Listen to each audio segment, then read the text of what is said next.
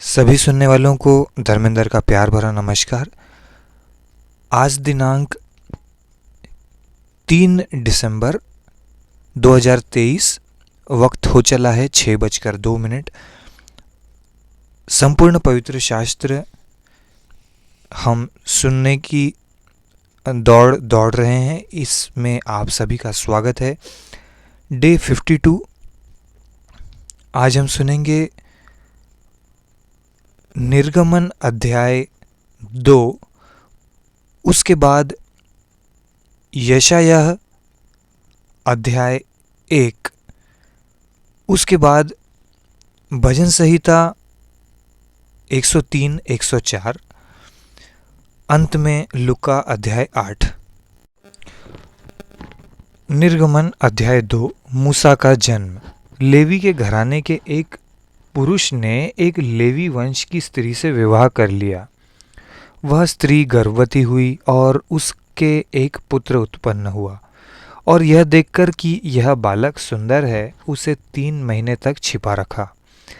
जब वह उसे और छिपा न सकी, तब उसके लिए सरकंडों की एक टोकरी लेकर उस पर चिकनी मिट्टी और राल लगाई और उसमें बालक को रखकर नील नदी के किनारे कांसों के बीच छोड़ आई।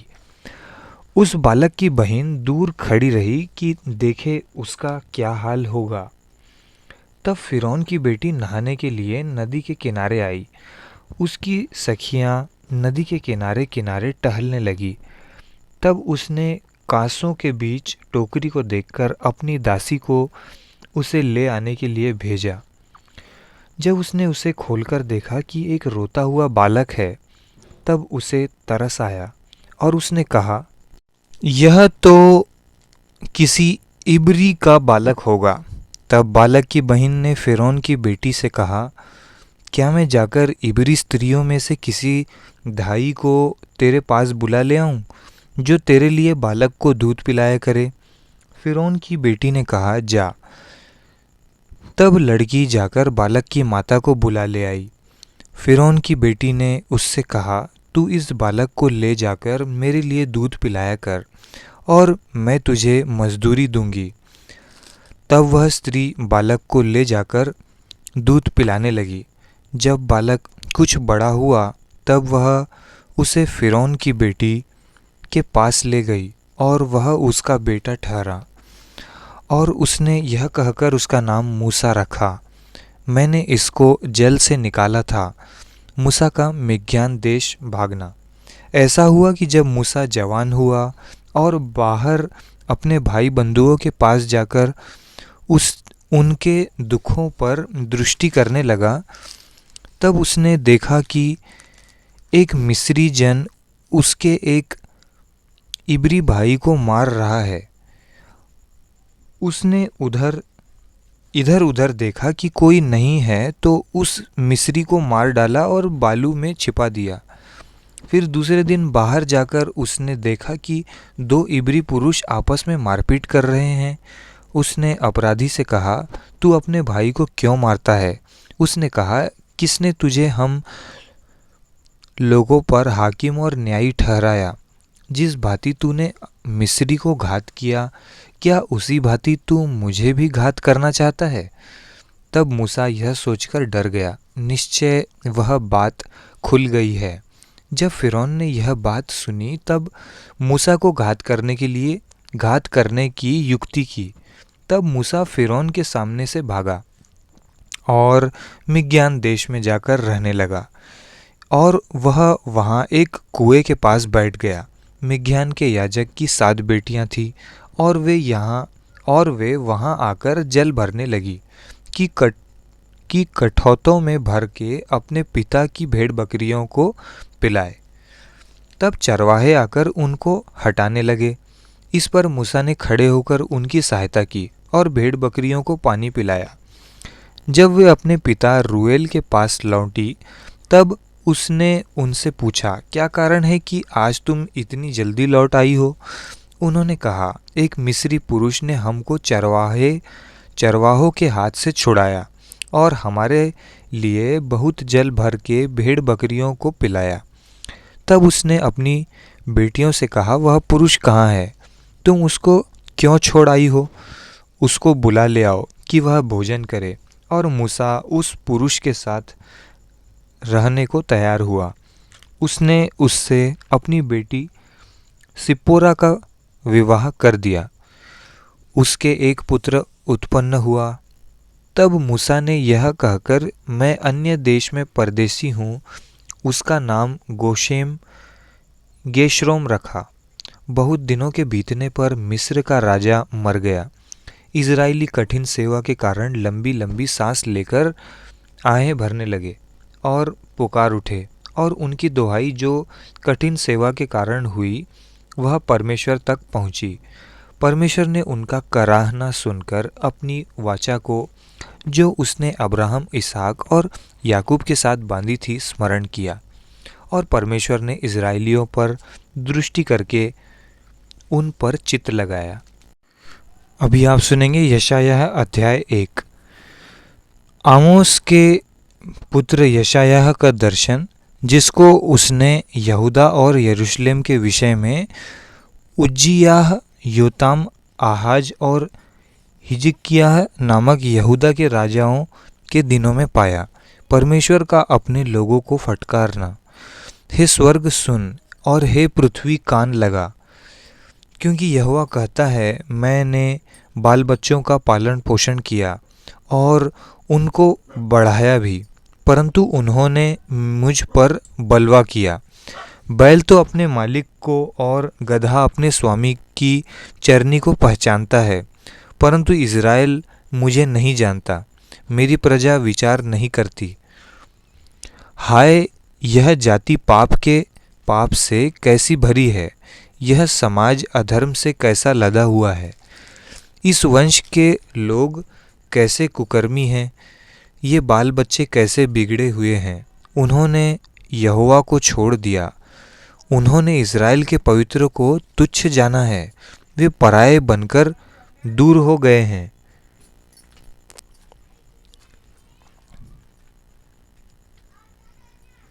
तुम बलवा कर करके क्यों अधिक मार खाना चाहते हो? तुम्हारा सिर घावों से भर गया और तुम्हारा हृदय दुख से भरा है। पाँव से सिर तक कहीं भी कुछ आरोग्यता नहीं, केवल चोट और कोड़े की मार के चिन्ह और सड़े हुए घाव हैं, जो न दबाए गए, न बांधे गए, न तेल लगाकर नरमाए गए हैं। तुम्हारा देश उजाड़ा पड़ा है, तुम्हारे नगर भस्म हो गए हैं। तुम्हारे खेतों को परदेसी लोग तुम्हारे देखते ही निगल रहे हैं। वह परदेसियों द्वारा नष्ट किए गए देश के समान उजाड़ है, और सियोन की बेटी दाख की बारी में की झोपड़ी के समान छोड़ दी गई है। यह ककड़ी के खेत में के मचान या घिरे हुए नगर के समान अकेली खड़ी है। यदि सेनाओं का यहोवा हमारे थोड़े से लोगों को न बचा रखता, तो हम सदोम के समान हो जाते और अमोरा के समान ठहरते। हे सदोम के न्यायियों, यहोवा का वचन सुनो। हे अमोरा की प्रजा, हमारे परमेश्वर की शिक्षा पर कान लगा। यहोवा यह कहता है, तुम्हारे बहुत से मेल बलि मेरे किस काम के हैं? मैं तो मेढ़ों के होमबलियों से और पाले हुए पशुओं की चर्बी से आघा गया हूँ। मैं बछड़ों या भेड़ के बच्चों या बकरों के लहू से प्रसन्न नहीं होता। तुम जब अपने मुंह मुझे दिखाने के लिए आते हो, तब यह कौन चाहता है कि तुम मेरे आंगनों में पाँव से रौंदो? व्यर्थ अन्न बलि फिर मत लाओ, धूप से मुझे घृणा है। नए चांद और विश्राम दिन का मनाना और सभाओं का प्रचार करना, यह मुझे बुरा लगता है। महासभा के साथ अनर्थ काम करना मुझसे सहा नहीं जाता।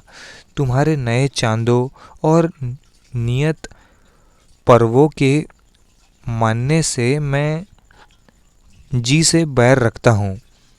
वे सब मुझे बोझ जान पड़ते हैं। मैं उनको सहते सहते उकता गया हूँ। जब तुम मेरी ओर हाथ फैलाओ तब मैं तुमसे मुख फेर लूँगा। तुम कितनी भी प्रार्थना क्यों न करो तो भी मैं तुम्हारी न सुनूंगा, क्योंकि तुम्हारे हाथ खून से भरे हैं। अप, अपने को धोकर पवित्र करो। मेरी आँखों के सामने से अपने बुरे कामों को दूर करो। भविष्य में बुराई करना छोड़ दो, भलाई करना सीखो, यत्न से न्याय करो। उपद्रवी को सुधारो, अनाथ का न्याय चुकाओ, विधवा का मुकद्दमा लड़ो। यहोवा कहता है, आओ हम आपस में वाद विवाद करें।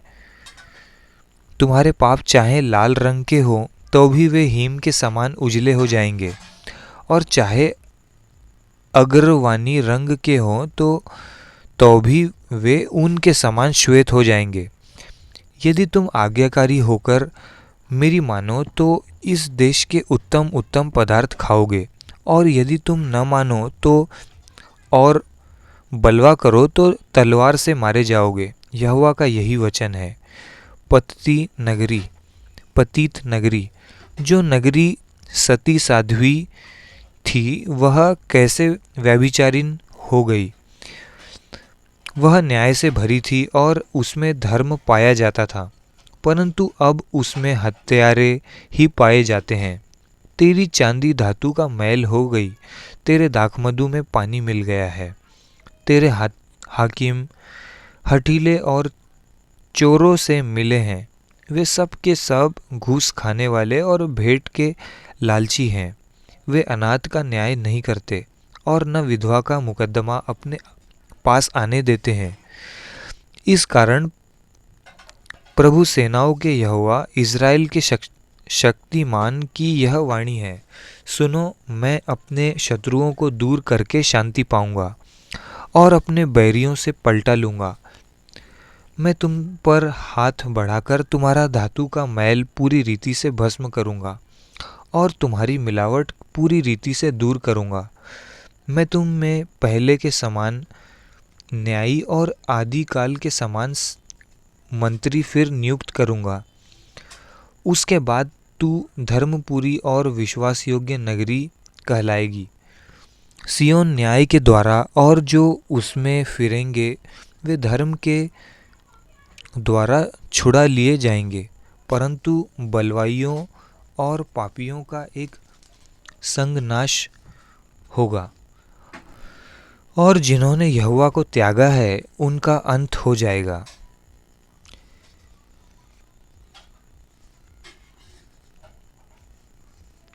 क्योंकि जिन बांज वृक्षों से तुम प्रीति रखते थे उनसे वे लज्जित होंगे, और जिन बारियों से तुम प्रसन्न रहते थे उनके कारण तुम्हारे मुंह काले होंगे।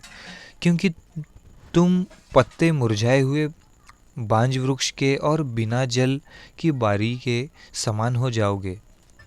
बलवान तो सन और उसका काम चिंगारी बनेगा, और दोनों एक साथ जलेंगे और कोई बुझाने वाला न होगा। आप सुन रहे थे यशायाह पहला अध्याय। आइए सुने भजन संहिता 103। परमेश्वर का प्रेम। हे मेरे मन, यहोवा को धन्य कह, और जो कुछ मुझ में है वह उसके पवित्र नाम को धन्य कहे। हे मेरे मन, यहोवा को धन्य कह और उसके किसी उपकार को न भूलना। वही तो तेरे सब अधर्म को क्षमा करता और तेरे सब रोगों को चंगा करता है। वही तो तेरे प्राण को नष्ट होने से बचा लेता है और तेरे सिर पर करुणा और दया का मुकुट बांधता है। वही तो तेरी लालसा को उत्तम पदार्थों से तृप्त करता है, जिससे तेरी जवानी उकाब के समान नहीं हो जाती है। यहोवा सब पीसे हुओं के लिए धर्म और न्याय के काम करता है। उसने मूसा को अपनी गति और इज़राइलियों पर अपने काम प्रकट किए हैं। यहोवा दयालु और अनुग्रहकारी और विलंब से कोप करने वाला और अति करुणामय है। वह सर्वदा वाद विवाद करता न रहेगा, न उसका क्रोध सदा के लिए भड़का रहेगा। उसने हमारे पापों के अनुसार हमसे व्यवहार नहीं किया और न हमारे अधर्म के कामों के अनुसार हमको बदला दिया। जैसे आकाश पृथ्वी के ऊपर ऊंचा है, वैसे ही उसकी करुणा उसके डरवैयों के ऊपर प्रबल है। उदयाचल अस्ताचल से जितनी दूर है, उसने हमारे अपराधों को हमसे उतनी ही दूर कर दिया है। जैसे पिता अपने बालकों पर दया करता है, वैसे ही यहोवा अपने डरवैयों पर दया करता है, क्योंकि वह हमारी सृष्टि जानता है और उसको स्मरण रहता है कि मनुष्य मिट्टी ही है। मनुष्य की आयु घास के समान होती है, वह मैदान के फूल के समान फूलता है, जो पवन लगते ही ठहर नहीं सकता और न वह अपने स्थान में फिर मिलता है। परंतु यहोवा की करुणा उसके डरवैयों पर युग युग और उसका धर्म उनके नाती पोतों पर भी प्रकट होता रहता है, अर्थात उन पर जो उसकी वाचा का पालन करते और उसके उपदेशों को स्मरण करके उन पर चलते हैं। यहोवा ने तो अपना सिंहासन स्वर्ग में स्थिर किया है और उसका राज्य पूरी सृष्टि पर है। हे यहोवा के दूतों, तुम जो बड़े वीर हो और उसके वचन के मानने से उसको पूरा करते हो, उसको धन्य कहो। हे यहोवा की सारी सेनाओं की, हे उसके टहलुओ, तुम जो उसकी इच्छा पूरी करते हो, उसको धन्य कहो। हे यहोवा की सारी सृष्टि, उसके राज्य के सब स्थानों में उसको धन्य कहो। हे मेरे मन, तू यहोवा को धन्य कह। भजन संहिता 104। सुदृष्टिकर्ता की स्तुति। हे मेरे मन, तू यहोवा को धन्य कह। हे मेरे परमेश्वर यहोवा, तू अत्यंत महान है। तू वैभव और ऐश्वर्य का वस्त्र पहने हुए है, जो उजियाले को चादर के समान ओढ़े रहता है और आकाश को तंबू के समान ताने रहता है, जो अपनी अटारियों को की कड़ियाँ जल में धरता है और मेघों को अपना रथ बनाता है और पवन के पंखों पर चलता है, जो पवनों को अपने दूत और धधकती आग को अपने टहलुए बनाता है। तूने पृथ्वी को उसकी नींव पर स्थिर किया है, ताकि वह कभी न डगमगाए। तूने उसको गहरे सागर से ढांप दिया है, जैसे वस्त्र से जल पहाड़ों के ऊपर ठहर गया।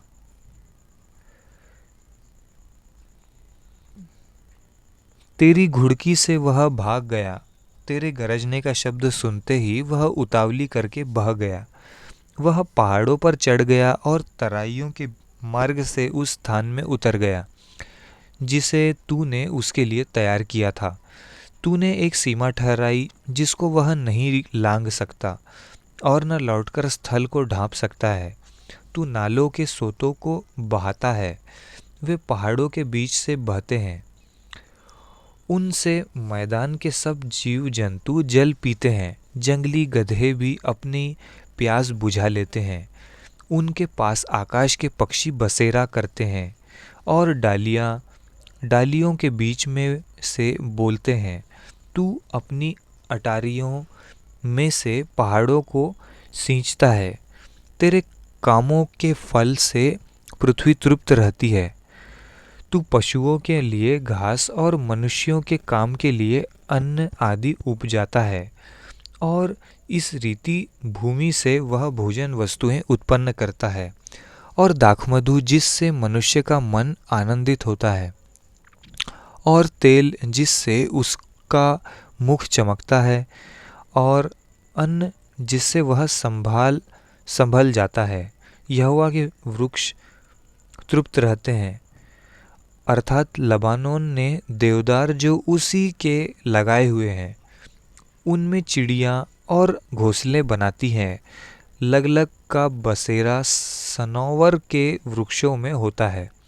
ऊंचे पहाड़ जंगली बकरों के लिए हैं और चट्टानें शापानों के शरण स्थान है। उसने नियत समयों के लिए चंद्रमा को बनाया है और सूर्य अपने अस्त होने का समय जानता है। तू अंधकार करता है तब रात हो जाती है। जिनमें वन के सब जीव जंतु घूमते फिरते हैं। जवान सिंह अहेर के लिए गरजते हैं और ईश्वर से अपना आहार मांगते हैं। सूर्य उदय होते ही वे चले जाते हैं और अपनी मांदों में जा बैठते हैं। तब मनुष्य अपने काम के लिए और संध्या संध्या तक परिश्रम करने के लिए निकलता है। हे यहोवा, तेरे काम अनगिनत हैं।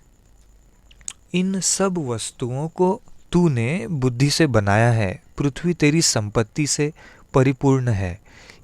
इसी प्रकार समुद्र बड़ा और बहुत ही चौड़ा है और उसमें अनगिनत जलचर जीव जंतु, क्या छोटे क्या बड़े, भरे पड़े हैं।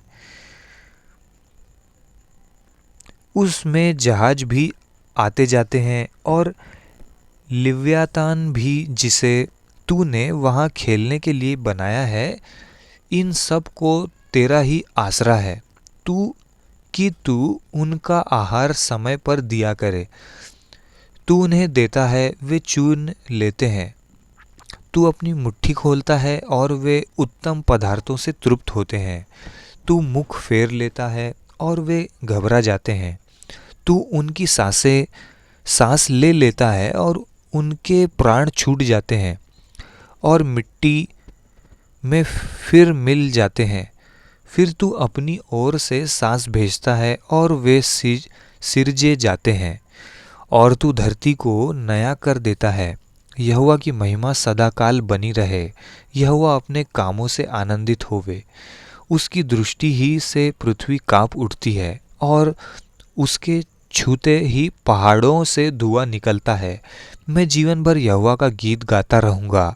जब तक मैं बना रहूँगा तब तक अपने परमेश्वर का भजन गाता रहूँगा।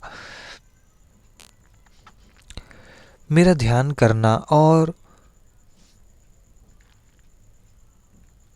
ध्यान करना उसको प्रिय लगे, क्योंकि मैं तो यहोवा के कारण आनंदित रहूँगा। पापी लोग पृथ्वी पर से मिट जाएं और दुष्ट लोग आगे को न रहें। हे मेरे मन, यहोवा को धन्य कह, यह की स्तुति करो। आप सुन रहे थे भजन संहिता 104। आइए सुने लूका अध्याय 8, यीशु की शिष्याएं। इसके बाद वह नगर नगर और गांव गांव प्रचार करता हुआ और परमेश्वर के राज्य का सुसमाचार सुनाता हुआ फिरने लगा। और वे 12 उसके साथ थे और कुछ स्त्रियां भी थीं जो दुष्टात्माओं से और बीमारियों से छुड़ाई गई थी। और वे ये हैं: मरियम जो मगदलिनी कहलाती थी, जिसमें से 7 दुष्टात्माएं निकली थी, और हेरोदेस के भंडारी खुज्जा की पत्नी योअन्ना, और सुसनाह और बहुत सी अन्य स्त्रियां। ये अपनी संपत्ति से उसकी सेवा करती थी।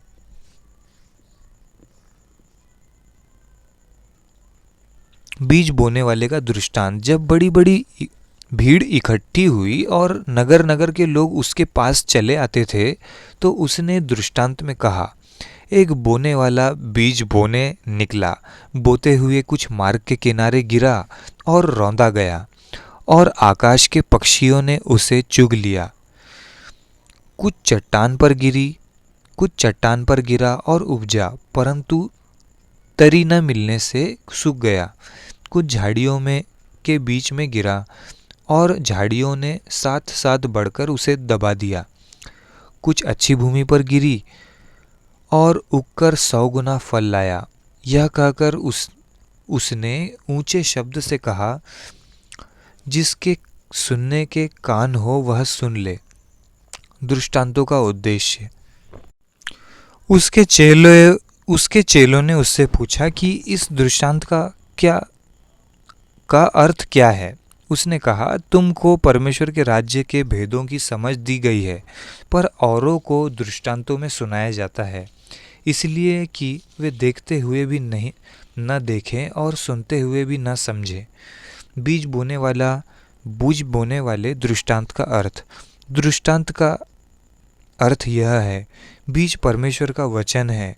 मार्ग के किनारे के वे हैं जिन्होंने सुना, तब शैतान आकर उनके मन में से वचन उठा ले जाता है, और कि कहीं ऐसा ना हो कि वे विश्वास करके उद्धार पाएं। चट्टान पर के वे हैं कि जब सुनते हैं तो आनंद से वचन को ग्रहण तो करते हैं, परंतु जड़ न पकड़ने से वे थोड़ी देर तक विश्वास रखते हैं और परीक्षा के समय बहक जाते हैं। जो झाड़ियों में गिरा, यह वे हैं जो सुनते हैं पर आगे चलकर चिंता और धन और जीवन के सुखविलास में फंस जाते हैं और उनका फल नहीं पकता। पर अच्छी भूमि में के वे हैं जो वचन सुनकर भले और उत्तम मन में संभाले रहते हैं और धीरज से फल लाते हैं। दीपक का दृष्टांत। कोई दिया जला के बर्तन से नहीं ढांकता और न खाट के नीचे रखता है, परंतु डिवट पर रखता है कि भीतर आने वाले प्रकाश पाएं। कुछ छिपा नहीं जो प्रकट न हो, और न कुछ गुप्त है जो जाना न जाए और प्रकट न हो। इसलिए चौकस रहो कि तुम किस रीति से सुनते हो, क्योंकि जिसके पास है उसे दिया जाएगा और जिसके पास नहीं है उससे वह भी ले लिया जाएगा।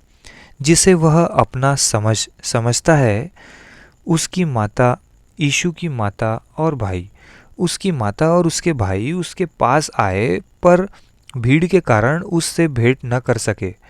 उससे कहा गया, तेरी माता और तेरे भाई बाहर खड़े हुए हैं, तुझसे मिलना चाहते हैं। उसने इसके उत्तर में उनसे कहा, मेरी माता और मेरे भाई ये ही हैं जो परमेश्वर का वचन सुनते और मानते हैं। आंधी को शांत करना। फिर एक दिन वह और उसके चेले नाव पर चढ़े और उसने उनसे कहा, आओ झील के पास चलें। अंततः उन्होंने नाव खोल दी, पर जब नाव चल रही थी तो वह सो गया और झील पर आंधी आई और नाव पानी से भरने लगी और वे जोखिम में थे। तब उन्होंने पास आकर उसे जगाया और कहा, स्वामी स्वामी, हम नाश हुए जाते हैं। तब उसने उठकर आंधी को और पानी की लहरों को डांटा और वे थम गए और चैन हो गया। तब उसने उनसे कहा, तुम्हारा विश्वास कहाँ था? पर वे डर गए और अचंभित होकर आपस में कहने लगे, यह कौन है जो आंधी और पानी को भी आज्ञा देता है और वे उसकी मानते हैं। दृष्टात्मग्रस्त व्यक्ति को चंगा करना। फिर वे गिरासेनियों के देश में पहुँचे जो उस पार गलील के सामने है। जब वह किनारे पर उतरा तो उस नगर का एक मनुष्य उसे मिला जिसमें दुष्टात्माएं थी। वह बहुत दिनों से न कपड़े पहनता था और न घर में रहता था, वरन कब्रों में रहा करता था। वह यीशु को देखकर चिल्लाया और उसके सामने गिरकर ऊंचे शब्द से कहा, हे परम प्रधान परमेश्वर के पुत्र यीशु, मुझ से क्या काम? मैं तुझसे विनती करता हूँ, मुझे पीड़ा न दे। क्योंकि वह उस अशुद्ध आत्मा को उस मनुष्य में से निकालने की आज्ञा दे रहा था, इसीलिए कि वह उस पर बार बार प्रबल होती थी। यद्यपि लोग उसे सांकलों और बेड़ियों से बांधते थे, तो भी वह बंधनों को तोड़ डालता था और दुष्टात्मा उसे जंगल में भगाए फिरती थी। यीशु ने उससे पूछा, तेरा क्या नाम है? उसने कहा, सेना, क्योंकि बहुत दुष्टात्माएं उसमें पैठ गई थी। उन्होंने उससे विनती की कि हमें अथाह गड्ढे में जाने की आज्ञा न दे। वहाँ पहाड़ पर सूअरों का एक बड़ा झुंड चर रहा था, इसीलिए उन्होंने उससे विनती की कि हमें उनमें बैठने दे। उसने उन्हें जाने दिया। तब दुष्टात्माएं उस मनुष्य में से निकलकर सूअरों में गई और वह झुंड कड़ाहे पर से झपटकर झील में जा गिरा और डूब मरा। चरवाहे यह जो हुआ था देखकर भागे और नगर में और गांवों में जाकर उसका समाचार दिया। लोग यह जो हुआ था उसे देखने को निकले और यीशु के पास आकर जिस मनुष्य से दुष्टात्माएं निकली थी उसे यीशु के पांवों के पास कपड़े पहने और सचेत बैठे हुए पाकर डर गए। और देखने वालों ने उसको बताया कि वह दुष्टात्मा का सताया हुआ मनुष्य किस प्रकार अच्छा हुआ। तब गिरासेनियों के आसपास के सब लोगों ने यीशु से विनती की कि हमारे यहाँ से चला जा, क्योंकि उन पर बड़ा भय छा गया था। अंततः वह नाव पर चढ़कर लौट गया। जिस मनुष्य में से दुष्टात्माएं निकली थी वह उससे विनती करने लगा कि मुझे अपने साथ रहने दे, परंतु यीशु ने उसे विदा करके कहा, अपने घर को लौट जा और लोगों से बता कि परमेश्वर ने तेरे लिए कैसे बड़े बड़े काम किए हैं। वह जाकर सारे नगर में प्रचार करने लगा कि यीशु ने मेरे लिए कैसे बड़े बड़े काम किए। याईर की मृत पुत्री और एक रोगी स्त्री। जब यीशु लौटा तो लोग उससे आनंद के साथ मिले, क्योंकि वे सब उसकी बाट जो रहे थे। इतने में याईर नामक एक मनुष्य जो आराधनालय का सरदार था आया और यीशु के पांवों पर गिर के उससे विनती करने लगा कि मेरे घर चल, क्योंकि उसके 12 वर्ष की एकलौती बेटी थी और वह मरने पर थी।